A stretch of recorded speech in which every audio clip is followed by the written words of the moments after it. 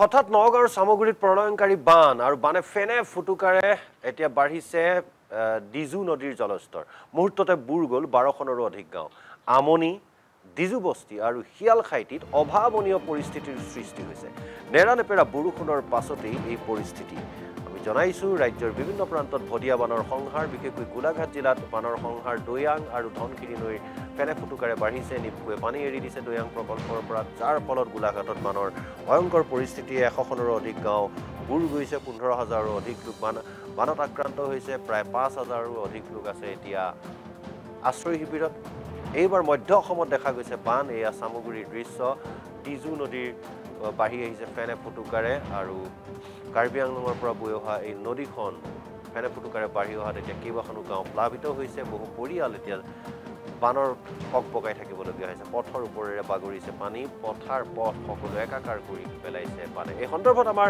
সামগ্ৰীৰ সাংবাদিক অভিজিতৰ ওচৰলৈ গৈছোঁ অভিজিত বৰাৰ ওচৰলৈ গৈছোঁ তাৰ সবিশেষ তথ্য জানিবৰ বাবে অভিজিত আপোনাৰ ওচৰলৈ আহিছোঁ বানৰ পৰিৱেশ বৰ্তমান কেনেকুৱা কিছু হাম কাটিছে আৰু যিসকল লোক দুৰ্দশাগ্ৰস্ত তেওঁলোকৰ সাহায্য অভিযান চলিছেনে নিশ্চয়কৈ এই মুহূৰ্তত দেখিবলৈ পোৱা গৈছে সামগ্ৰীত যি বান পৰিস্থিতিৰ এক ভয়ংকৰ ৰূপ আৰু এই মুখলধাৰ যি বৰষুণ দি আছিলে সেই মুখলধাৰ বৰষুণৰ ফলতে যি পাহাৰৰ পানী আহি ডিজু নদীত সোমাইছে আৰু ডিজু নদীৰ যি পানী ডিজু নদীত ডুব যোৱাৰ ফলত ইতিমধ্যে সামগ্ৰীৰ কেইবাখনো গাঁও ইতিমধ্যে জলমগ্ন হোৱা দেখিবলৈ পোৱা গৈছে মই পৰিৱেশটো এবাৰ দেখাই ল'ব বিচাৰিছো আৰু প্ৰায় এইবাৰ বিপদসীমাৰ ওপৰেৰে ইতিমধ্যে ডিজু নদীৰ পানী বৈ থকা দেখিবলৈ পোৱা গৈছে প্ৰায় 2-3খনকৈ গাঁও ইতিমধ্যে জলমগ্ন হৈছে আমি দেখুৱাইছো কি ধৰণে পানী প্ৰবল পানীৰ সোঁত আমি দেখুৱাইছো কি ধৰণে পানীৰ সোঁত ইতিমধ্যে বৈ আছে আৰু কোনো লোক এই গাঁৱৰ মাজে অহা যোৱা কৰিব নোৱাৰা পৰিস্থিতিৰ সৃষ্টি হৈছে ৰাইজৰ ইতিমধ্যে যথেষ্ট সমস্যাৰ সন্মুখীন হৈছে কাৰণ কোনো ৰাইজ ঘপককে পানী যিহেতু ঘপককে আহি যোৱা এক বান পৰিস্থিতি বুলি ক'ব লাগিব কাৰণ ডিজু নদীৰ ডুব গুচি যোৱাৰ ফলতে ইতিমধ্যে শিয়ালখাইটিয়ে হওক বা ডিজু বস্তি কেইবাখনো গাঁও ইতিমধ্যে পানীৰ তলত ডুব গৈছে কি ক'ব কিমান সময়ৰ পৰা পানী ৰাতি 1টা বজাৰ পৰা পানী আহিছে পাহাৰৰ পৰা ডিজু নদীত পানী আহিছে তো আমি মানে ঘৰতে আছো আৰু কোনোবাফালে ওলাই যাব নোৱাৰিলো এতিয়ালৈকে মানে কোনো মানুহ অহা নাই তদন্ত লোৱা নাই খবৰ খবৰ লোৱা নাই কিমানখন গাঁও আছে এটা 3খন গাঁও আছে 3খন গাঁও সম্পূৰ্ণ পানী তলত নাই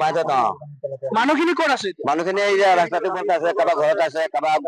চাং বনাই আছে এনেকে আছে আৰু বহুত কষ্ট হৈছে এবাৰ প্ৰথম হৈছে নেকি আপোনালোকে আৰু হৈছে কিমান বছৰ আগত 9 বছৰ আগত আৰু হৈছে ইয়াতকে বেছি হৈছিলে এতিয়া আকৌ বেছি হৈছে এবাৰ পানী গতিকে আৰু কি কম আৰু মোৰ আৰু লোক আছে কি ক'ব আপোনালোকৰ যিহেতু এক ভয়ংকৰ পৰিস্থিতি কি ক'ব দা চৰকাৰে কোনো একো কৰা নাই মানে আমাৰ ইয়াত মানে কোনো সুবিধা বোলা বস্তু ৰাতিপুৱাৰ পৰা আহি আছে কোনো সুবিধা লোৱা নাই একো ব্যৱস্থা লোৱা নাই এইটো কাৰণে আমি দুঃখিত ৰাইজ ইমান ৰাইজ পানীৰ তলত আছে চৰকাৰে কিন্তু একো কোৱা নাই আমাক মানুহখিনি ক'ত আছে এতিয়া মানুহখিনি স্কুলত আছে স্কুলত গৈ যাই কেনে মানে আশ্ৰয় লৈছে আৰু থাকি আছে ইয়াতে ঘৰ বনাই তাতে থাকি আছে পানীটো ক'ৰ পৰা কেনেকে সোমালে পাহাৰৰ পৰা আহি কেনে সোমাইছে পাহাৰৰ এইটো নদী হয় নদী ফ্লাড হৈ কেনে মানে মানুহখিনি ঘৰত সোমাই কি নদী ডিজু নদী হয় ডিজু নদী এটা ডুব গ'ল নেকি ডুব গ'ল সম্পূৰ্ণ ডুব গ'ল আৰু মানে গাঁওখন ফ্লাড হৈ গ'ল আৰু তাতে বহুত অসুবিধা হৈছে আমাৰ আৰু কি ক'ম মানে খোৱা বোৱালৈকে গৰু ছাগলীলৈকে সকলো সমস্যা হৈ আছে আমাৰ ইয়াত মানে কোনো খবৰ লোৱা নাই কিন্তু এনে নিউজ চেনেল আহিছে কিন্তু কিবা আহিছে কিন্তু চৰকাৰৰ ফালৰ পৰা একো মানে আমাৰ সুবিধা পোৱা নাই আমি সেইটো কাৰণে আমি দুঃখিত নিশ্চয়কৈ এই মুহূৰ্তত মই দেখুৱাইছো যথেষ্ট এক ভয়ংকৰ পৰিস্থিতি দেখিবলৈ পোৱা গৈছে আৰু সামগ্ৰীৰ যি ডিজু নদী আছিলে সেই ডিজু নদী ইতিমধ্যে ডুব গৈছে আৰু ডুব যোৱাৰ ফলতে ইতিমধ্যে প্ৰায় 2-3খনকৈ গাঁও শিয়ালখাটিয়ে হওক বা ডিজু বস্তি নামৰ কেইবাখনো গাঁও আমনি ইতিমধ্যে কেইবাখনো গাঁও ইতিমধ্যে জলমগ্ন হৈছে আমি দেখুৱাইছো বাসগৃহসমূহ ইতিমধ্যে বিপদসীমাৰ ওপৰেৰে ইতিমধ্যে পানী বৈছে বাসগৃহ আৰু মাত্ৰ কেইটামান মুহূৰ্তৰ পাছতে এইটো বাসগৃহৰ ওপৰেৰে পানী বব কিন্তু ইতিমধ্যে চৰকাৰী পক্ষৰ ফালৰ পৰা কোনো ধৰণৰ লোক ইতিমধ্যে ইয়াত আহি খবৰ লোৱা নাই বুলি ইতিমধ্যে স্থানীয় ৰাইজে কৈছে আমি দেখিছো প্ৰবল সোঁত আমি দেখিছো কি ধৰণে পানী এক বিপদসীমাৰ ওপৰে পাৰ হৈছে আৰু ৰাইজৰ যথেষ্ট সমস্যাৰ সন্মুখীন হৈছে আৰু কৈছে ইতিমধ্যে যে যি প্ৰায় বিগত 2-3 দিন ধৰি যি মুখলধাৰ বৰষুণ দি আছে মুখলধাৰ বৰষুণৰ ফলতে যি পাহাৰৰ পানী আহি ডিজু নদীত পৰিছে আৰু সেই ডিজু নদীত ডুব যোৱাৰ ফলতে ইতিমধ্যে সামগ্ৰীত ডিজু নদী বা ডিজু বস্তি বা আমনি বা শিয়ালখাটি প্ৰায় 3-4খনকৈ গাঁও ইতিমধ্যে জলমগ্ন হৈছে আৰু ইতিমধ্যে দ্বিতীয় সীমাৰ ওপৰেৰে পানী বৈ থকা দেখিবলৈ পোৱা গৈছে এই মুহূৰ্তত মই সামগ্ৰী পৰিৱেশটো এই মুহূৰ্তত মই দেখো গোলাঘাট আৰু লখিমপুৰতো ভদিয়া বানৰ কাল ৰূপ দেখা গৈছে নিপকুৱে পানী এৰাৰ ফলত এতিয়া গোলাঘাটত হাহাকাৰময় পৰিৱেশ আমি জনাইছো কেৱল মাত্ৰ গোলাঘাটতে নহয় বৰঞ্চ লখিমপুৰতো ভদিয়া বানৰ এতিয়া কাল ৰূপ দেখা গৈছে নিপকুৱে পানী এৰি দিছে দৈয়াং প্ৰকল্পত নিপকুৱে পানী এৰি দিয়াৰ পিছত অবৰ্ণনীয় পৰিস্থিতিৰ সৃষ্টি হৈছে আৰু প্ৰলয়ংকাৰী বানত বুৰিল গোলাঘাটৰ বিস্তীৰ্ণ অঞ্চল এতিয়ালৈকে প্লাবিত হৈছে জিলাখনৰ শতাধিক গাঁও বানত কক বকাইছে প্ৰায় 15,000 জনতাই শতাধিক গাঁও ডুবিছে 15,000 জনতাই কক বকাইছে প্ৰশাসনে আশ্ৰয় শিবিৰ নিৰ্মাণ কৰিছে প্ৰায় 28টা আশ্ৰয় শিবিৰ নিৰ্মাণ কৰিছে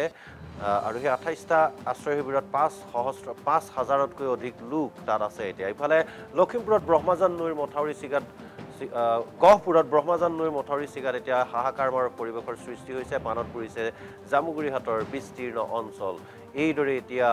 উজনি অসম আৰু উত্তৰ অসমৰ বিভিন্ন প্ৰান্তত দেখা গৈছে ভয়াৱহ বান এয়া ভদিয়া বান সজাল ধৰা ধানবোৰ এতিয়া বানৰ তলত পানীৰ তলত গতিকে খেতি এনেকৈ যদি আৰু 2-3 দিন থাকিবলৈ হয় ধানসমূহ সম্পূৰ্ণৰূপে নষ্ট হৈ পৰিব খেতিপথাৰ সম্পূৰ্ণৰূপে নষ্ট হৈ পৰিব যাৰ বাবে এতিয়া চিন্তিত হৈ পৰিছে খেতিয়কসকল ইফালে ভূতৰ ওপৰত দানহ পৰা দি নিপকৈ এৰিছে পানী দৈয়াং দৈয়াং প্ৰকল্পৰ নাগালেণ্ডৰ দৈয়াং প্ৰকল্পৰ পানী এৰি দিয়াৰ ফলত এতিয়া হাহাকাৰময় পৰিৱেশৰ সৃষ্টি হৈছে গোলাঘাটত একেই অৱস্থা দেখা গৈছে গহপুৰত ব্ৰহ্মজান নৈ অৰুণাচলৰ পৰা বৈ অহা খৰস্ৰোতা নৈখন ফেনে ফুটুকাৰে বাঢ়ি অহাত এতিয়া এইদৰে পথৰ ওপৰেৰে বাগৰিছে পানী পথাৰ একাকাৰ হৈ পৰিছে আৰু বহু পৰিয়াল এতিয়া বানত আক্ৰান্ত হৈছে হাহাকাৰ কৰিবলগীয়া হৈছে